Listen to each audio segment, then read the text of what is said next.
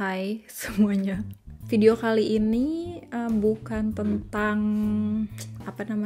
vlog di Indonesia sayangnya. Gue sebenarnya pengen lebih ngebahasnya karena banyak banget pertanyaan yang masuk di Instagram gitu ya. Begitu ketika gue update, katanya Indonesia di ban kok masih bisa pulang gitu. Nah, dan kayak gimana caranya pulang dan segala macem. Makanya kali ini gue akan bahas itu aja gitu ya. Siapa tahu nih teman-teman yang akan pulang ke Indo di dalam waktu dekat itu bukan butuh sih, kayak ya punya gambaran lah gitu gimana pulang ke Indonesia, gimana situasinya pas pulang ke Indonesia, dan apa aja gitu yang perlu kita persiapkan untuk pulang dan balik lagi ke sini. Sebenarnya gua itu udah berencana pulang lumayan lama ya, untuk ya itulah mempersiapkan.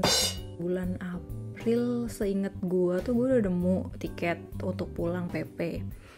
Udah tuh waktu itu fine aja sampai di hari Hamin keberapa tuh emang sering banget dapat email, bukan sering sih, beberapa kali dapat email kayak dia cancel flight kita, terus jadi kayak digeser gitu di hari yang lain, digeser ke tanggal yang lain dan segala macam. Itu tuh udah terjadi kayak total mungkin ada 3 kali ya kita nerima email penggantian jadwal itu. Terus yang tadinya lewat Malaysia terus jadi lewat Singapura, kayak gitulah akhirnya. Terus BT-nya adalah setelah kita sampai di airport, waktu itu kita mau check-in, di meja check-in itu petugasnya malah nanya ke kita, ini tiketnya ada bermasalah nggak ya? Nanyanya kayak gitu, yang kita sendiri juga bingung lah, mana kita tahu gitu kan, taunya emang kita berangkat hari ini, kalau misalnya bermasalah kan nggak mungkin dong kita di sini gitu kan. Pokoknya intinya mereka nggak bisa bantu kita suruh telepon sendiri customer service-nya, dan baru tahu kalau ternyata penerbangan kita di cancel gitu. Tidak ada pesawat dari Amsterdam ke Singapura, waktu itu baru tahu di hari itu yang harusnya kita berangkat. Itu adalah sangat menyebalkan ya, karena nggak ada dikasih tahu sebelumnya gitu. Dan ternyata di hari itu kayaknya yang dari Hamburg yang mau pergi ke Indonesia pakai airlines itu cuma kita gitu. Mungkin mereka juga nggak ngerti deh, apa nganggap sepele atau apa ya, pokoknya nggak ada, sampai sekarang tuh nggak ada pemberitahuannya, nggak ada kayak permohonan maaf atau apa, itu nggak ada gitu. Ya udah akhirnya kita ganti airlines. Terus alhamdulillah bisa langsung lancar gitu, tapi kita juga dapatnya di hari lain gitu, bukan di hari itu. Jadi kita mesti menunda kepulangan kita 2 hari kurang lebih gitu. Tapi untungnya pas kembali ke sini juga lancar. Jadi hal pertama yang perlu diperhatikan gitu, mungkin bisa sih cari-cari tahu itu ada apa, nggak salah juga. Tapi sebenarnya agak sedikit hoki-hokian, karena temen gue juga melihat, maksudnya kenapa waktu itu gue memutuskan pakai airlines ini tuh ya karena gue lihat teman-teman yang lain bisa aja gitu pulang lewat Amsterdam gitu, kenapa waktu gue itu enggak. Itu sih emang agak-agak nyebelinnya kayak gitu. Jadi emang perlu atau penting juga cari tahu mau naik airlines siapa. Mungkin bisa kalau yang dari Jerman tuh kan banyak sekali nih yang ngebahas, apalagi sekarang tuh banyak di grup PPI ya, kalau nggak salah PPI Jerman itu pada ngebahas pakai airlines apa gitu, pakai naiknya dari mana yang aman lah gitu, kira-kira yang selama ini pengalamannya selalu gampang gitu. Kebetulan gue waktu itu yang lancar itu Turkish, walaupun pulangnya juga sempat delay tapi masih bisa pulang gitu. Pengalaman teman juga ada yang naik Qatar, itu mereka juga lancar-lancar aja, tapi setahu gue Qatar itu adanya dari Frankfurt gitu, jadi mesti ke Frankfurt dulu. Terus yang perlu juga diketahui, karena kan lagi pandemi kayak gini, pasti pertanyaan terbesar adalah kapan kita harus PCR, apakah kita perlu kasih PCR, dari mana kita harus melakukan PCR gitu kan, atau rapid PCR. Jadi rapid test itu sebenarnya nggak kepake, yang gue tahu sama ini untuk bepergian, dia dipakai hanya untuk penerbangan domestik. Itu yang gue tahu ya, nggak tahu kalau misalnya ke negara lain. Yang gue tahu pokoknya kalau dari Jerman ke Indonesia itu harus PCR. Berlakunya dari kita tes atau dari dikeluarkan itu mesti cari tahu lagi, tapi yang gue tahu itu dari tes kita itu 7 hari. Jadi selebih dari 7 hari itu expire. gitu. Nah, jadi yang harus kita siapkan pertama, cari info airlines yang kira-kira sampai sekarang pengalamannya bagus gitu ya, orang bisa pulang dan bisa balik lagi, sama cari tahu mungkin juga negara transitnya itu di mana, dan di negara itu tuh dia requirement-nya apa gitu, apakah pas transit butuh kasih tunjuk sesuatu hasil tes gitu atau enggak. Terus sama gue pulang dan balik lagi itu di Turki sama sekali dia nggak perlu nunjukin apa-apa waktu transit gitu, jadi ya udah lewat-lewat aja gitu. Kemarin gue cari tahu di mana aja kita bisa PCR. Waktu itu gue pengalamannya di House Arts, jadi gue ke praktek dokter, gue telepon, gue tanya gue mau pulang ke Indonesia, gue butuh PCR, di sana bisa nggak PCR gitu kan. Biasanya kita harus bayar sendiri karena itu kan private Leistung kalau istilahnya gitu, jadi kita bayar sendiri. Gue tahu juga teman-teman Indonesia yang di Hamburg banyak yang langsung ke lab, itu ada labor Heydrich kalau nggak salah namanya di Hamburg, itu bayar bisa langsung jadi 1 hari kalau nggak salah, kalau misalnya labornya lagi nggak rame, tapi bayarnya hampir lebih dari 2 kali lipat Sogar, bayarnya 120-130 euro. Kalau di House Arts tergantung dokternya, tapi waktu itu gue bayar hampir 70 euro kalau nggak salah. Yang gue baru tahu setelah gue di airport, ternyata waktu itu di airport bisa langsung tes juga, dan di airport itu bisa juga private test gitu, jadi datang bilang kita butuh gitu untuk keperluan mau reisen atau sekedar mau tes aja, kayaknya juga dia nggak masalah, tapi ya bayarnya 59 euro. Nah waktu itu gue juga dengar dari orang kan, waktu itu dia mensertakan juga dokumen dari konsulat atau dari KBRI kayak surat perjalanan gitu. Waktu itu kita juga minta itu, bentar ada suratnya, memberikan keterangan aja sih, jadi kayak yang bersangkutan, terus ada data gue semuanya kan. Pokoknya kita mau mengadakan perjalanan dan tolong urusan-urusannya dipermudah gitu, cuma keterangan itu aja sih. Untuk apply surat ini waktu itu butuh dokumen-dokumen kita kayak Anmeldebestätigung, terus Aufenthaltstitel tuh kayak paspor dan segala macam dia butuh. Waktu itu jadinya cepet, lupa bayarnya berapa, tapi nggak mahal, cuma pengalaman gue itu nggak kepake sama sekali. Waktu gue sampai di Indonesia tuh nggak ditanya sama sekali dokumen ini gitu. Jadi terserah mungkin mau bikin atau nggak bikin, mungkin nggak butuh ya sebenarnya.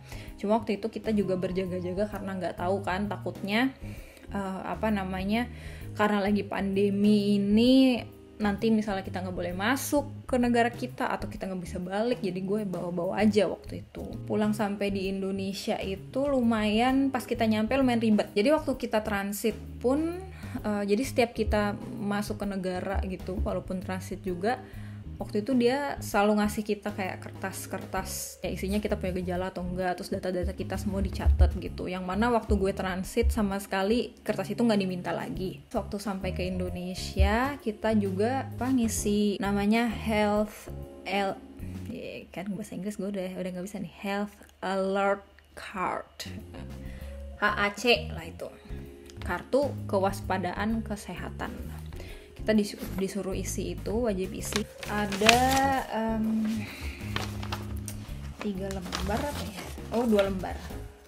Kayaknya ini yang selembar, jadi sebenarnya ada kayak lumayan gede gitu tapi disobek. Jadi begitu kita sampai nih, waktu itu yang gue inget, kita turun dari pesawat, kan jalan tuh lumayan jauh kan ke imigrasinya, di suatu tempat maksudnya kayak masih agak jauh dari imigrasi itu. Tiba-tiba waktu itu kita lihat ada kayak kursi gitu kan.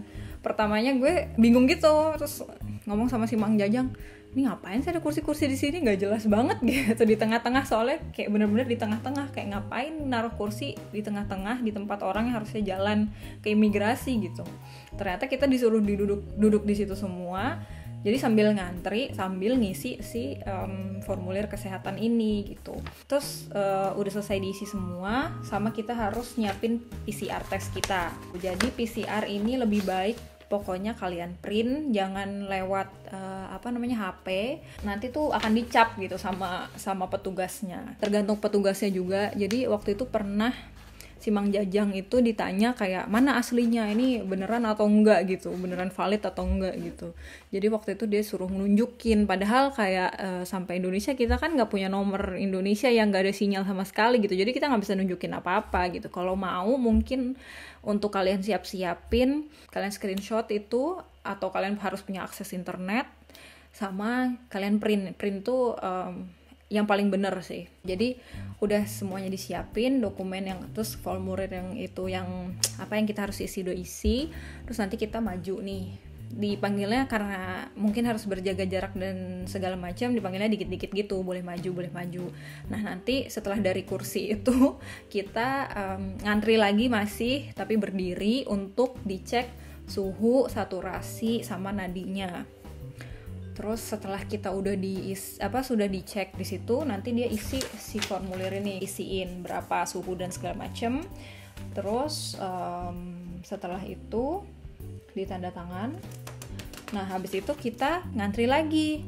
Kirain tuh di situ udah ngantri imigrasi, ternyata di situ baru dicek si hasil COVID-nya ini. Terus udah kan suruh ngantri lagi, ada tempat duduknya lagi.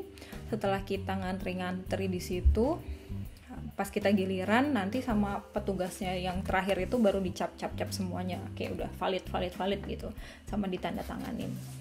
Udah setelah itu baru kita masuk ke imigrasi, itu sudah selesai gitu kan. Kalau kita nggak punya PCR gimana? Kita bisa langsung tes di tempat di bandara. Waktu itu gue sambil merhatiin yang lain ya, itu tuh kita udah 2 jam kali setelah kita turun dari pesawat sampai kita keluar dari imigrasi dan ngambil koper, itu kayak ada total 2 jam kayaknya kita di situ.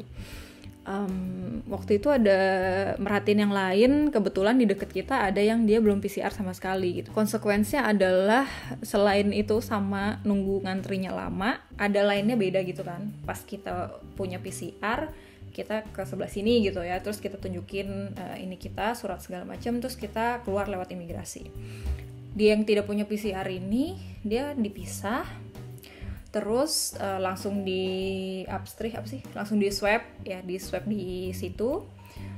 Nah habis itu dia ke imigrasi terus keluar. Pas dia keluar itu dia masih harus nunggu untuk rombongan yang lain gitu. Sekiranya nggak tahu sih gue berapa lama dia tuh harus nunggu. Pokoknya habis itu langsung ke Wisma Atlet gitu, karena nungguin hasilnya harus di Wisma Atlet. Yang gue nggak tahu itu dia mesti bayar semuanya sendiri atau enggak, itu gue nggak tahu tuh. Gue sih menyarankan mendingan kita punya aja dari negara asal kita, jadi lebih gampang prosesnya daripada harus seperti itu. Setelah ngambil koper masih ditanya PCR-nya lagi, hasilnya mana gitu. Ada kayak TNI gitu yang jaga. Pas kita mau keluar ditanya lagi hasilnya gitu. Mungkin untuk menghindari kalau misalnya ada orang yang tidak PCR ini tuh kabur kali ya, gue juga nggak tahu. Cuma ya waktu itu kita sampai berkali-kali ditanyain mulu hasil PCR gitu. Itu pas sampai di Indonesia. Waktu ketemu sama orang tua yang menjemput itu tidak peluk-peluk dulu, sampai rumah langsung mandi, semua baju kan diganti juga udah di bandara. Biasanya sih ya waktu gue pulang tuh tidur bareng sama bonyok.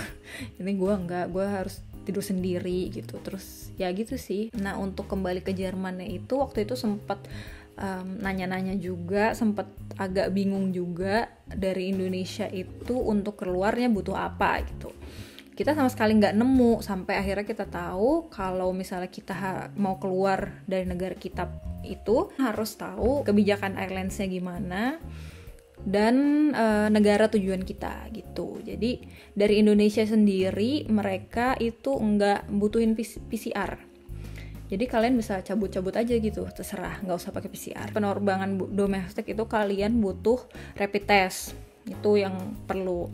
Kita waktu itu agak kurang yakin ya, masa sih santai banget gitu bisa cabut-cabut aja. Akhirnya kita rapid test waktu itu dari Indonesianya, dan itu sama sekali nggak ditanya waktu kita check in gitu. Jadi kita tahu di Turki itu dia nggak butuh apa-apa waktu transit, jadi sebenarnya si rapid ini nggak berguna sama sekali. Di Jerman itu requirement-nya adalah untuk kita kasih hasil PCR yang berlakunya 48 jam, jadi lebih dikit daripada waktu ke Indonesia. Ke Indonesia butuh 7 hari, kalau Jerman tuh 48 jam.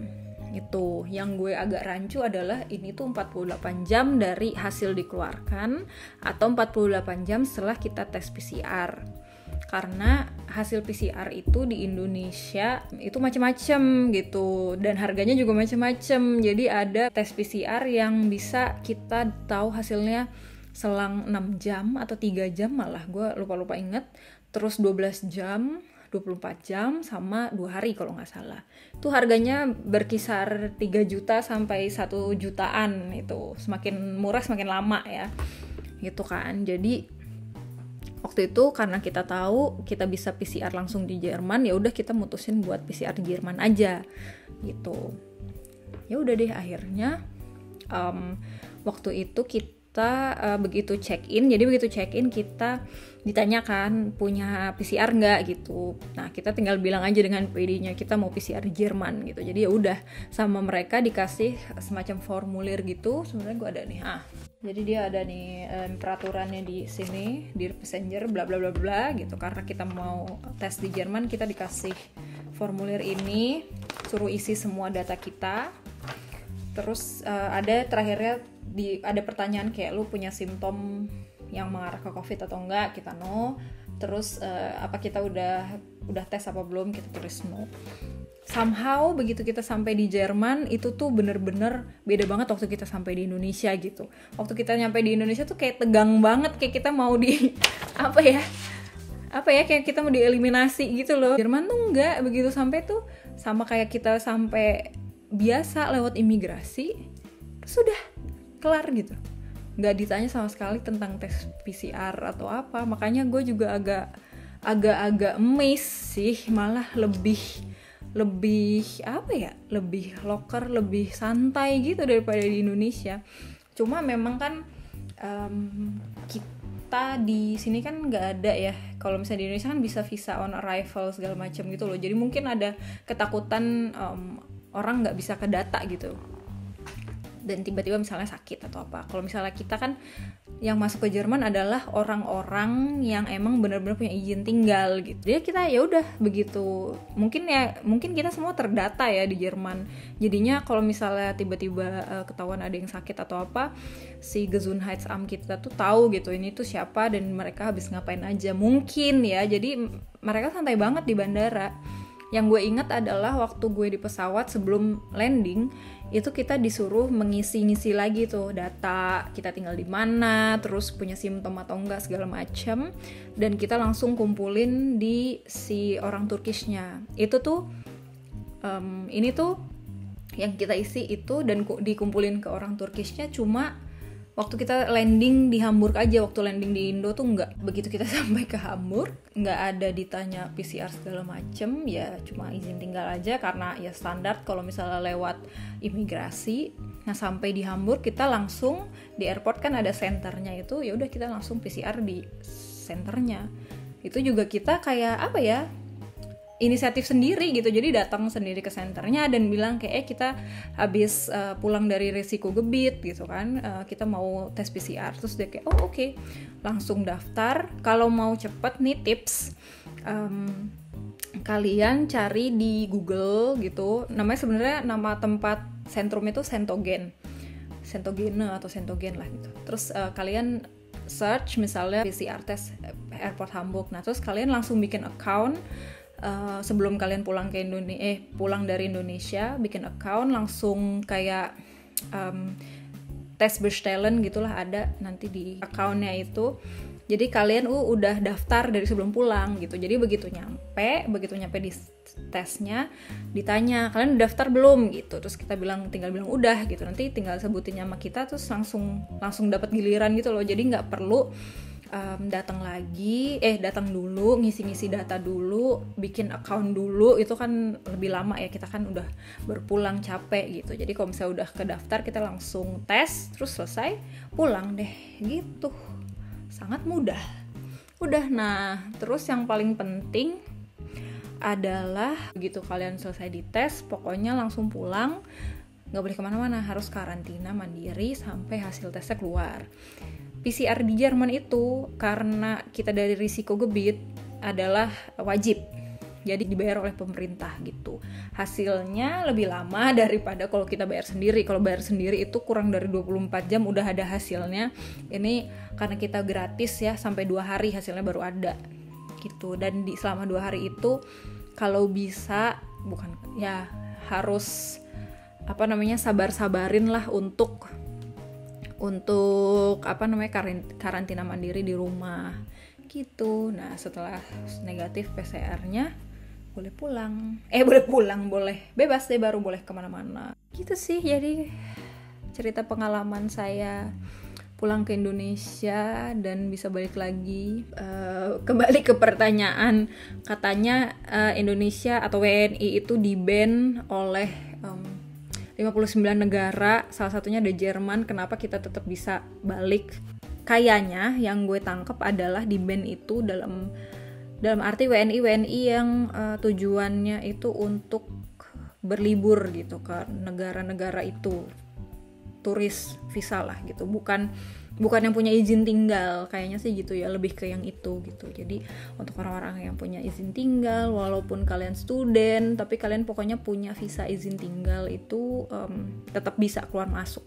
Dan kalau misalnya kalian lihat juga lebih detail, kan beritanya walaupun baru ya, itu sebenarnya kalau misalnya dicari-cari, waktu itu emang gue tuh nyari banget, gue pengen tahu listnya mana aja waktu itu, soalnya Jerman kan nggak disebut gitu kan di berita itu, maksudnya nggak langsung disebut langsung kayak ada Jermannya gitu. Makanya gue mau cari waktu itu list negaranya tuh apa aja, dan gue akhirnya sampai ke Instagramnya Kemenkes atau apa gitu ya pokoknya, dan list itu tuh sebenarnya udah dikeluarkan dari bulan Februari atau April deh gitu, pokoknya di awal-awal corona itu loh. Jadi sebenarnya tuh list udah lama gitu, bukan baru karena ada PSBB lagi atau naik lagi angkanya gitu teman-teman. Jadi mudah-mudahan gak bosan ya cuma lihat muka gue doang di video kali ini, karena emang di Indonesia nggak ada ngevlog apa, dan yang nggak bisa ngapa-ngapain juga ya. Kita agak takut sih sejujurnya untuk bepergian kemana-mana. Terima kasih untuk teman-teman yang menonton, semoga video ini sedikit banyak membantu untuk teman-teman yang ingin pulang atau ingin kembali lagi gitu. Gue dengar sih kayaknya dalam waktu dekat akan ada peraturan baru, jadi mesti cari-cari juga lebih lanjut sih gimananya. Sekian video kali ini, sampai bertemu di video selanjutnya. Dadah.